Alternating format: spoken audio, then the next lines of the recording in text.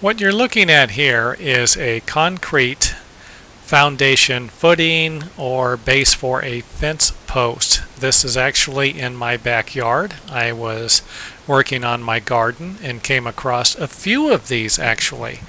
And I just wanted to show you guys what I did to remove it. The white arrow is pointing to the concrete fence post base. I dug around it as deep as I could, and then I grabbed the 2x10 that you're looking at on the right, and I started to pry in between the dirt and the concrete post base, and I got it loose. And if I couldn't get it loose enough, I just kept digging. And again, some of this stuff might take a little time to get out. Just be patient and persistent. Stay at it. When you're done, fill the hole back up with dirt and you're done. But it's not really a good idea to leave these things laying around in your backyard. It's not like they're a landmine or anything and they're going to blow up, but I think it's a personal preference. I like to get rid of them, and I've actually probably removed about 15 of them from the backyard. Hard to imagine. So wiggle it loose. Keep pry on each side of it.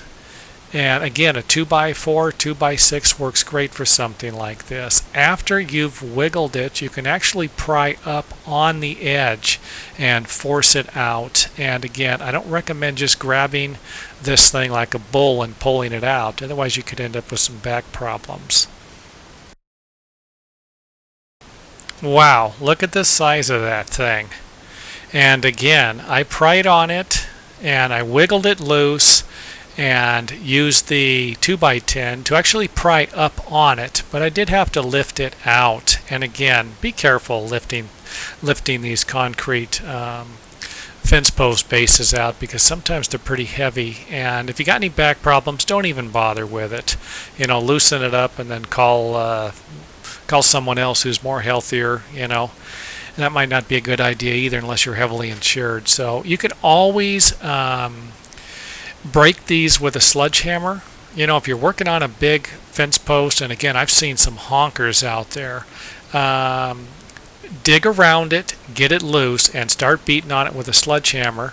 And if they're too big, you might even need to run a jackhammer. So something like this could have been broken up with a sledgehammer into pieces, and you could have just pulled the little pieces out, because remember, inside of this concrete fence post base is actually a 4x4 that's completely rotted out, so it would be extremely easy to break into small pieces and remove one piece at a time.